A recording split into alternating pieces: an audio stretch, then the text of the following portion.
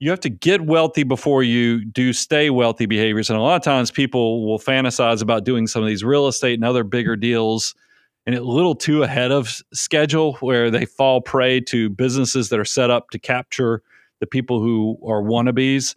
But I will say that my allocation has changed the bigger I've gotten, just because we have gotten into commercial real estate and other things. But I'm still saving and investing into index funds and everything that I'm telling clients to do, because we eat our own cooking around here. So there's no hypocrisy in that. Being an optimist is where success lies. When we do our millionaire study of our own clients, 84% of our clients would classify themselves as optimists. So try to figure out what small decision you can make today and kind of tie into that whole mindset that you can grow something out of whatever situation you're in. And if you can do that. Welcome, millionaires and future millionaires.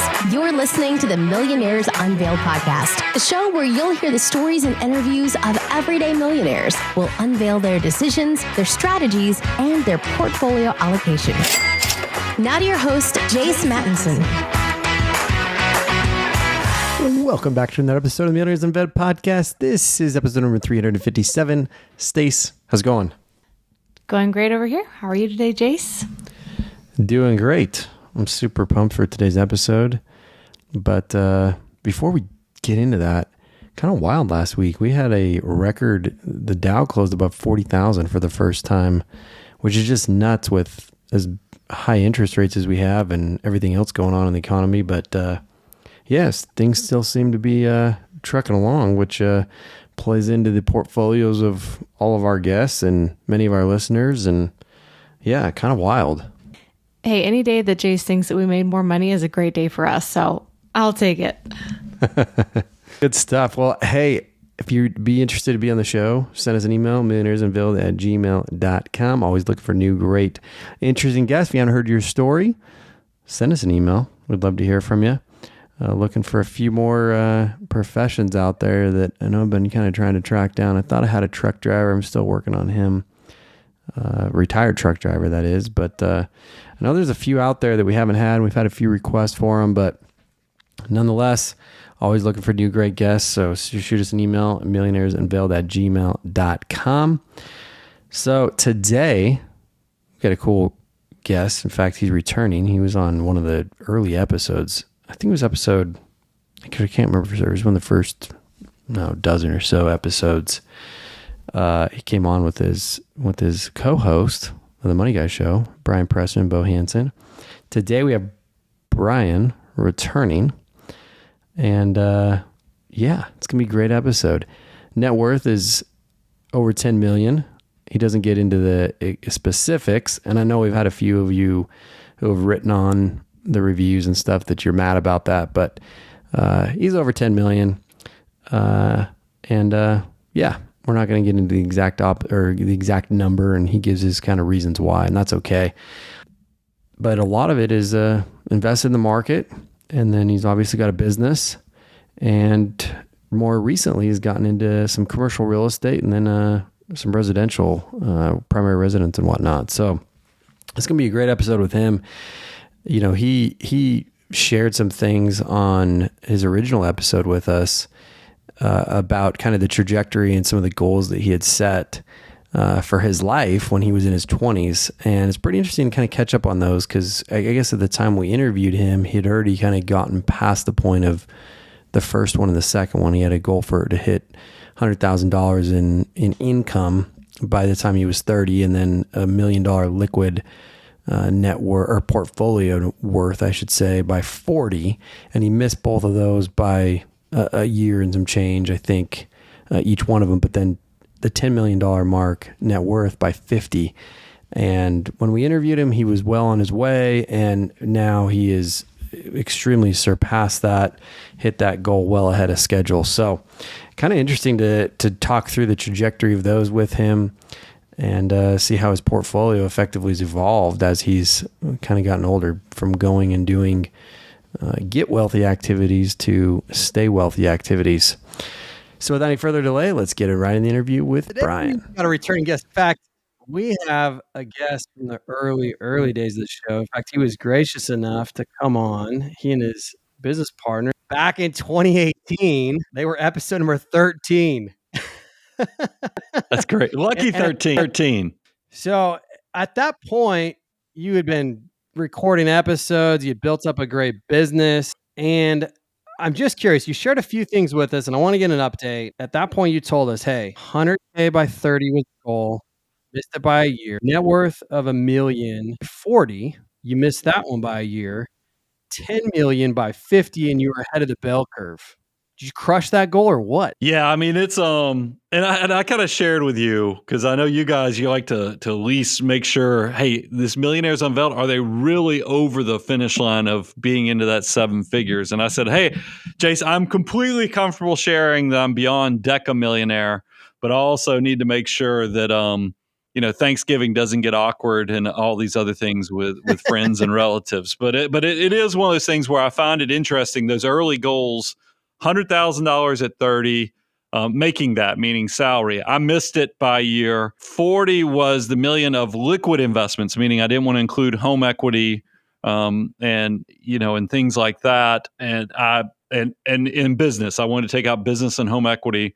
I missed that by a year, but then, really good things have happened since. And I feel very blessed, fortunate that our audience continues to support what we're doing. And hopefully it's because this whole abundance cycle where we just give away so much free information and we've been doing it for 18 years now, that we've had people who were young Padawans graduating from college who are now executives and super successful. And so our cup is just kind of running over at this point, and I couldn't be happier. That's awesome. And I want to get into a little bit of, we set goals, people, high performers, high achievers, etc. And here you are, you missed 2 big ones, flying colors past last one, and you only miss it by a year. So it's not a big deal, right? I mean, Right. At 31, you're not like beating yourself up. But I'm just curious, of all the goals you've set, and these ones included, has your mindset shifted at all as you've kind of progressed in this goal setting and advancement in your life and your business and your career? Well, I think this is, and look, I'm fortunate. My business partner Bo, who everybody knows on the Money Guy Show, it's me and Bo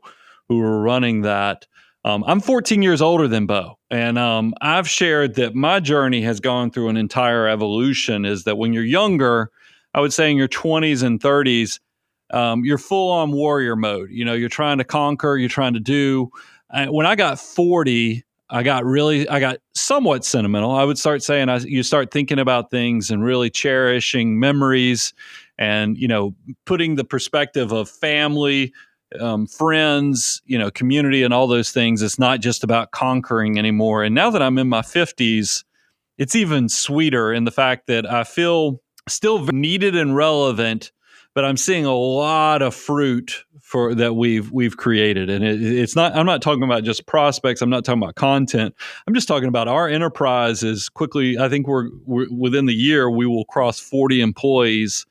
And to know when we have, big team meetings or big outings with family members and you see the babies, you see people buying houses, and you just feel like, man, this is nice. It's not about the money. It's more about the movement, the mission that you're paying it forward with, is because growth does create opportunity, not just for the guys at the top. It also is for the people who are part of the journey as well. Yeah. So I hope I don't mean this in a negative way, but you've got some more experience than a lot of us do, right? And you set some of these goals when you were in your 20s. Yeah. Do you still think about your goals in terms of decades and maybe even multi-decades like you did then? I think they're actually deeper. I think when I was younger, being self-reflective, they were about, can I get to this number? The why wasn't as deep as it is now. It was more about, can I accomplish this? As you get older and a little more sentimental and even wiser, it's now about the why for me, because we're beyond, and I share this at team meetings too. Like, I don't have to keep growing this enterprise, but now the fruit that this enterprise is creating is what actually keeps it going, is because I love seeing the progress. I feel like we are really making the world a better place. We're educating, our voice is bigger. The impact of sharing how to be good with money is amplifying even more. So that's the point. It's not just about the numbers for success, it's now about the impact that we're making across the whole marketplace, which is, like I said, relevance and sentimental. It checks all those boxes. We always get into allocation on our show, and I'm curious to ask the man, the myth, the legend, Yeah. has any of that changed? I mean, you're a financial advisor. You've helped thousands and thousands of people design their own portfolios. Has any of that changed? Has any of that evolved for you as you've gone through these decades? Yeah, I mean, I do think I've done it right in the fact that, like we just did our annual millionaire study. We're sending out these questions to clients, and we always ask clients, what was your path to your first 7 figures? So when you cross into millionaire status, were you a virtuoso, meaning were you so great at what you did that, people threw money at you, whether it's you're a musician or you're an athlete, or is it because you're an entrepreneur? So you took a ton of risk and it's paid off handsomely, and now you're a millionaire for that. And then one of the categories, the third category is saver. Did you just use discipline, use time, and that power, and then the ingredient of money, and the margin that comes from that discipline. And that is where the majority of people fall. And I like to think, and that's really, if you look at those 2 goals that I had at 30 and 40, those were more saver goals than they were, because I was taking out the house, I was taking out the business. And I still think that is the case for the majority of our clients. And that was, where I consider my first liquid million came from, obviously just being disciplined and a saver. It has gotten different because as things have grown, opportunities have come. It's just like we've gotten into commercial real estate. But you have to get wealthy before you do stay wealthy behaviors. And a lot of times people will fantasize about doing some of these real estate and other bigger deals and a little too ahead of schedule, where they fall prey to businesses that are set up to capture the people who are wannabes. But I will say that my allocation has changed the bigger I've gotten, just because we have gotten into commercial real estate and other things. But I'm still saving and investing into index funds and everything that I'm telling clients to do, because we eat our own cooking around here. So there's no hypocrisy in that. Yeah, for sure. Has there been any changes with your lifestyle as you've kind of gone on this trajectory, or you think you're going to Travis Matthew maybe right now? Is that the same Travis Matthew you would have wore 20 years ago? I don't think the big change is more of a behavior thing. Is that when I was younger, I would say I was a card carrying tightwad. I even had this crazy period within the Money Guy show where we were trying to do tightwad nation for people to celebrate how you could stretch your money. That's evolved and actually turned into, now we talk about financial mutants. And that's because I realized the older I got, more successful, the heart was right with Tightwad Nation, but it also ran right up into being a financial miser in some ways. So as I've gotten older and older and older and more, started wanting to focus on memories and making sure I don't miss moments. And sometimes you have to trade in your Tightwad card to do that stuff. So I still think I'm tight relative to what I could do, but I'm very deliberate on making those what I call blossoming memories with loved ones on trips. So we travel nicer. I try to love on family members. I try to be a little more generous when I'm out with friends and others, because I just feel so blessed and thankful that I get to do all this stuff. So it's changed me in that way, is that I'm not so tight like I was in my teens, 20s, and 30s, but I still think the why goes to the heart of abundance and who I am as a person. Are there any things that you've done in particular to change that? I feel like I talk to a lot of people. I'm kind of wired that way. Yeah. Although, yes, we did share a tomahawk steak together at one point, but that's a memory, right? Yeah. But I talk to a lot of people, and I feel like this evolution of going from like, hey, I was a tightwad, I'm still a tightwad, I don't need to be a tightwad anymore, but how are you able to loosen that up a little bit? Well, I think it's just the realization of your mortality also, and memories. Because I think this is what the secret sauce is, and I've tried to put it in the book as well. It's not just the mathematics, because I'm a nerdy guy too. I have the whole CPA and all the other designations,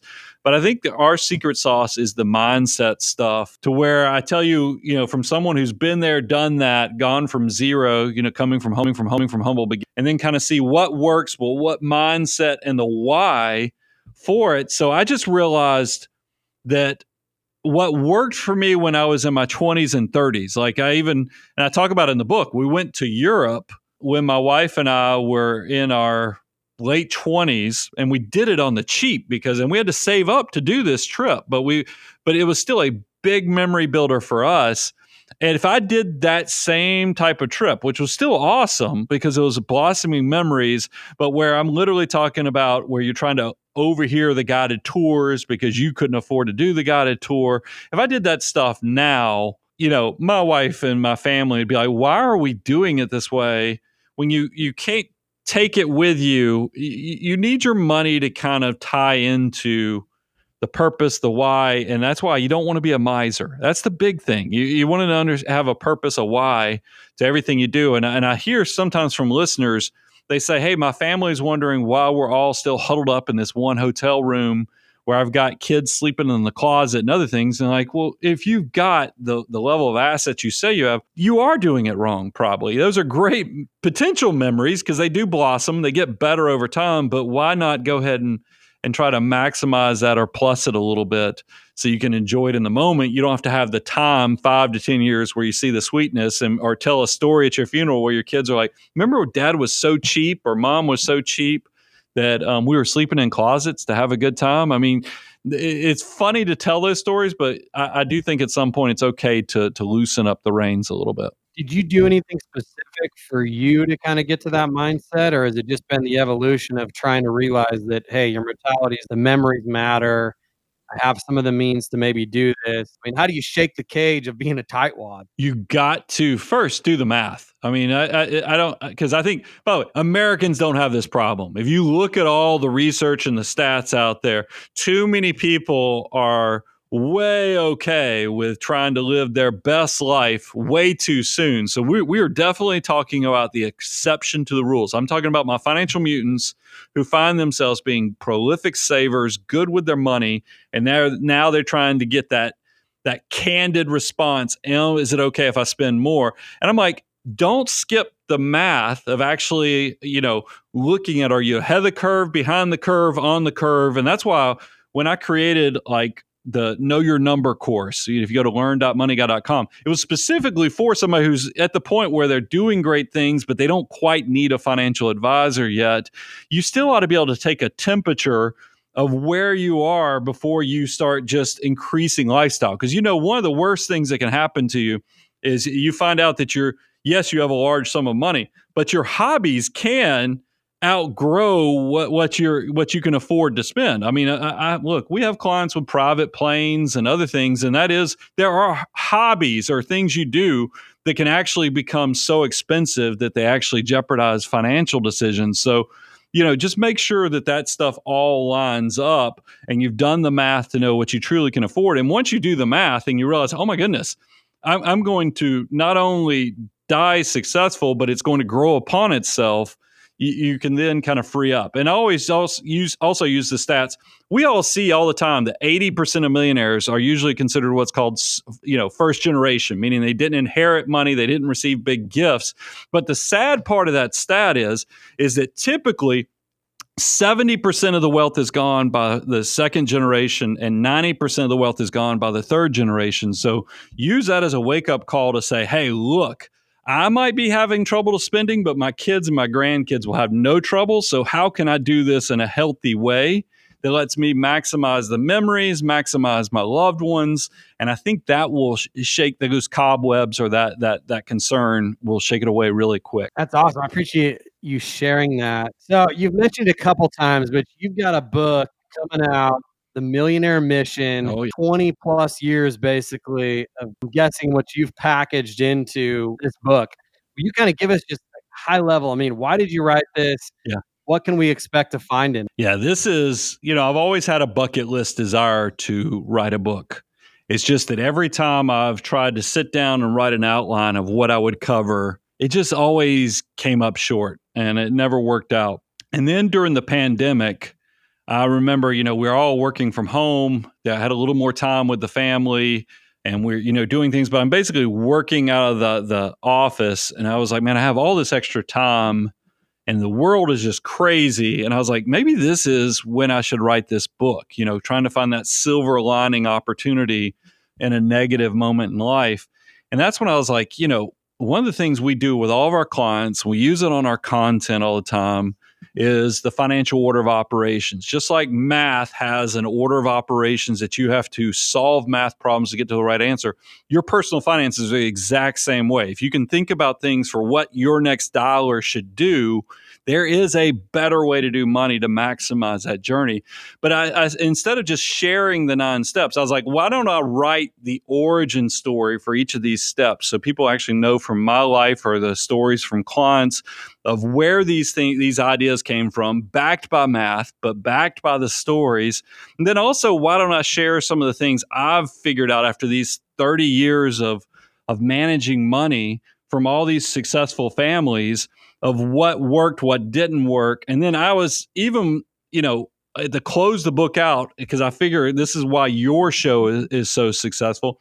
I put in exactly what I do with my money. The last chapter is actually devoted to how I invest, or all the things I do with my money, so that I can essentially open up the book of my life to people so they can see, yes, this is what I hope people learn, that I've learned from being around money for the last 30 years. And then what my goal is, 2 books just lit my mind on fire when I graduated college. It was The Wealthy Barber and Millionaire Next Door.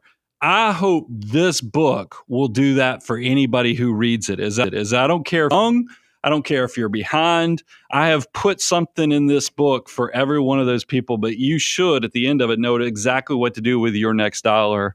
And that's the hope. I really have poured my heart and soul into it. I really did write the book. This is not ghostwritten. This is the only thing I had ghostwritten were the commas that are in this book, because I'm not exactly the best punctuator when it was being reviewed. Stace, name some business partners that have really got it done. Procter & Gamble. Ben & Jerry? Supply and demand. Salt and pepper? Peanut butter and jelly. What about the perfect partners when it comes to growing your business? That's Shopify. That's right. That's you and Shopify. Shopify is the global commerce platform that helps you sell at every stage of your business. From the launch your online shop stage to the first real life store stage, all the way to did we just hit 1 million orders stage. Shopify's there to help you grow. Whether you're selling shipping supplies or promoting productivity programs, Shopify helps you sell everywhere. From their all-in-one e-commerce platform to their in-person POS system, wherever and whatever you're selling, Shopify's got you covered. Shopify helps you turn browsers into buyers with the internet's best converting checkout, up to 36% better compared to the leading commerce platforms. And sell more with less, thanks to Shopify Magic, your AI-powered all-star. What I love about Shopify is no matter how big you want to grow, Shopify gives you everything you need to take control and take your business to the next level. Shopify powers 10% of all e-commerce in the United States, and Shopify is the global force behind Allbirds, Rothy's, Brooklyn, and millions of other entrepreneurs of every size across 175 countries. Sign up for a $1 per month trial period at shopify.com/unveiled, all lowercase. Go to shopify.com/unveiled now to grow your business, no matter what stage you're in. That's shopify.com/unveiled. And thanks again to Shopify for supporting today's episode. I love that you mentioned the last chapter, because when I got my little pre-copy here, PDF format, the first thing I did was read through the chapters. Yep. You got this organized in part 1 and part 2. And what do I say in that chapter first sentence 13 is of there? I kind of immediately call people out for that. You said, did you read the entire book? Or if you cheated and skipped ahead to this chapter, get the scoop of what I do with my money. And I was dying because I did. That's exactly what I did. Exactly. I think most people are going to do that. And that's why, look, when I wrote this book, when we were doing I knew that was going to be a risk, but I think it's okay. I think that's a good thing, because if you read that chapter, I would say at least read the intro first. If I could encourage people, read the intro chapter, read that last chapter, then you'll come back and hopefully be inspired to actually go through the entire book.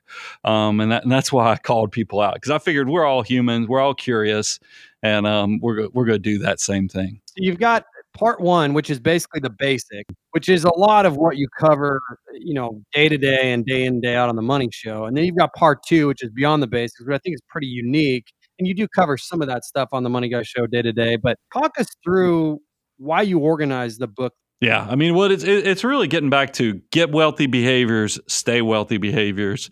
To get the basics is really to get the financial foundation underneath you first, so you are in a good, healthy place with your personal finance. And then what divides those two sections is what I call the bowling point chapter. Sometimes it sounds like I'm saying bowling, like bowling balls, but it's bowling point.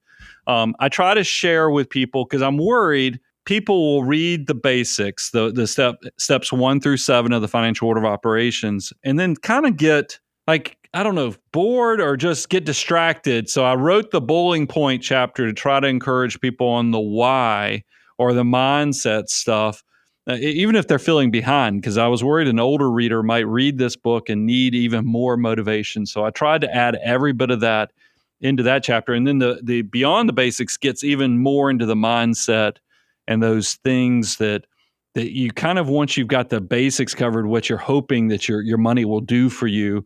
And I kind of share what it can and cannot do, so you have a clear vision. Because nothing breaks my heart more than somebody to find financial success or reach their number that they had when they were younger, and then realize it's kind of empty unless you've actually done the work on the other side with your mindset and what you're in an understanding of what money can and cannot do for you. For our listeners, I mean, where can you get this? Is this also going to be an audiobook, or talk us through all that? Because this thing is amazing. Yeah.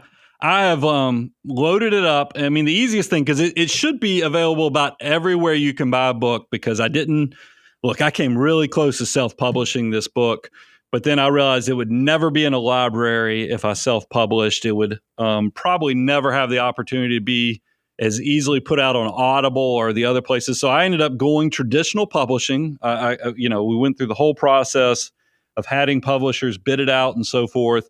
We ended up going with Matt Holt and Ben Bella Books, which is distributed by Penguin Random House. So you're going to be able to hopefully find it about anywhere, but we encourage people to go to moneyguy.com/Millionaire Mission, and you'll see all the different places. And all my financial mutants watching this, you can actually price shop it, because I've been shocked at the variation between all the different sellers. You can, and we're going to give you the make it easy to go click on the links and then immediately see who's offering it for what. And then, of course, it is going to be available on Audible. And I did the narration. Now, look, this was one of the things that was interesting doing an Audible book. There's certain things I realized. I've often said that I do most things in life like I'm playing horseshoes, is I'm just trying to get it close. We're not actually trying to ring it, because you don't have to be perfect to be successful. I didn't realize when it came to the spoken word of English that I was also still playing horseshoes. So I don't know that they're going to ask me to be reading, the next Harry Potter when those books ever, if they ever come out with more additional Harry Potter books. But for Millionaire Mission, hopefully people will feel a little bit closer to me, because it is my words read by me with my nice, strong Southern accent. Oh, that's pretty awesome. I'm excited to listen to it, because I take in more content via audio in the car than I do on paper. But I always appreciate, and I know what goes into it, because I've looked into it myself, when an author reads their own book. And it is kudos to you for that, for sure. It's what I'm sad about is that first day was like what I call white collar waterboarding, meaning because you're like, again, and then they keep backing up and you keep going back and like, again. It's like, you're just like, what's wrong? Why can I not get this right? By day 2 and 3, you're actually starting to get the hang of it.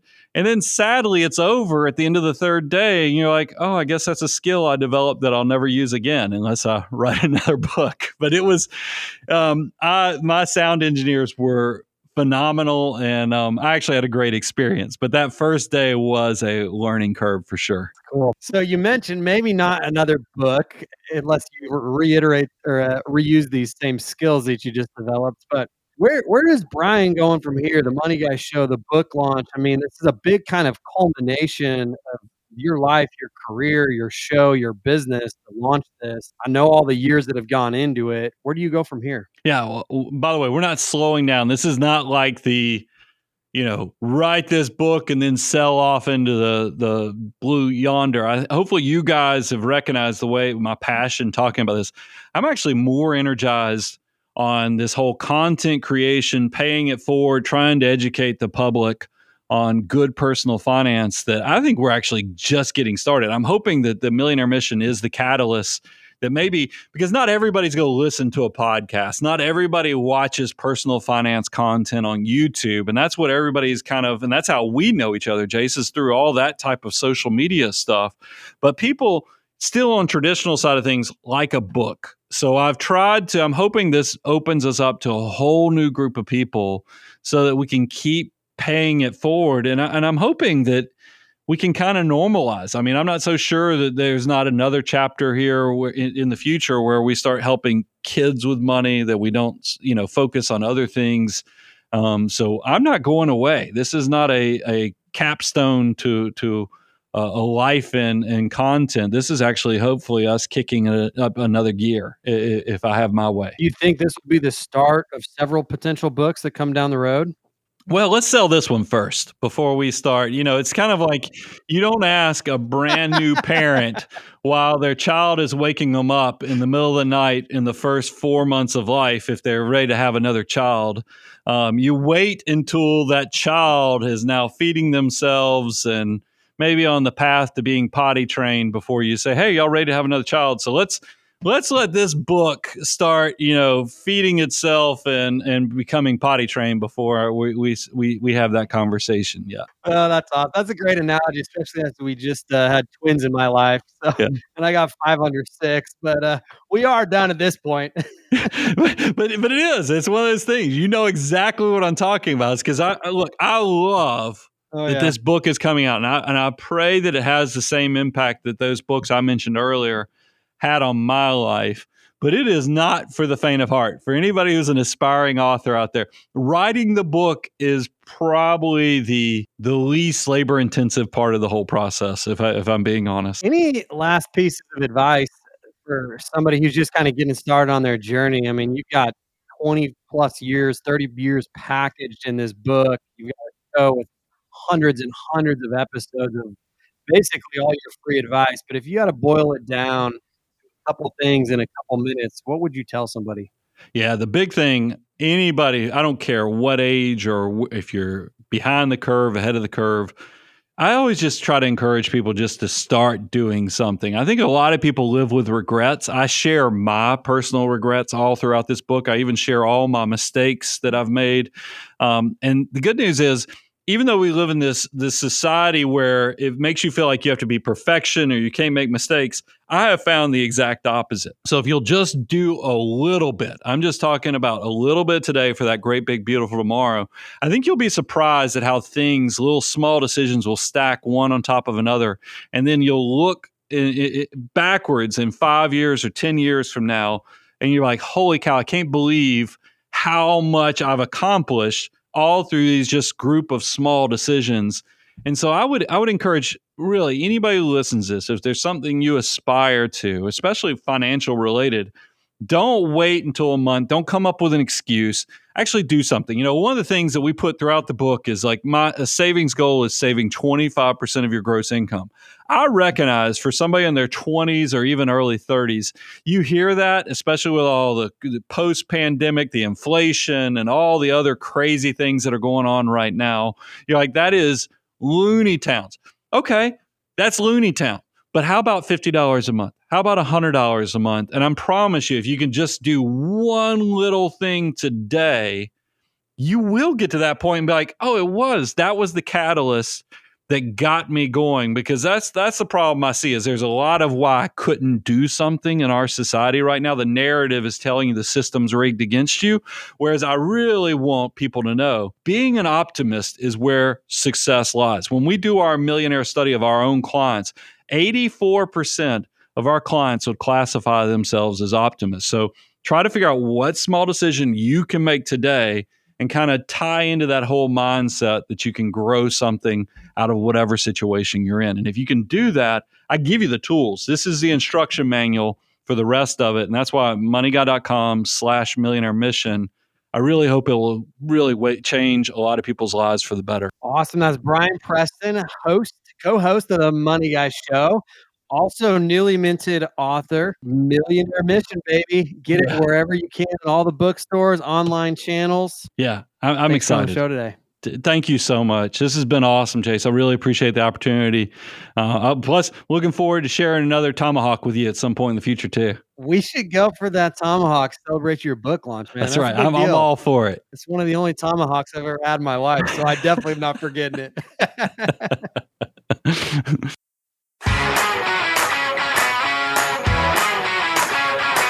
Thanks for listening to the Millionaires Unveiled podcast with Jace Mattinson. For more stories, investment opportunities, and information, check out our website, millionairesunveiled.com. See you next time when you'll hear from another everyday millionaire.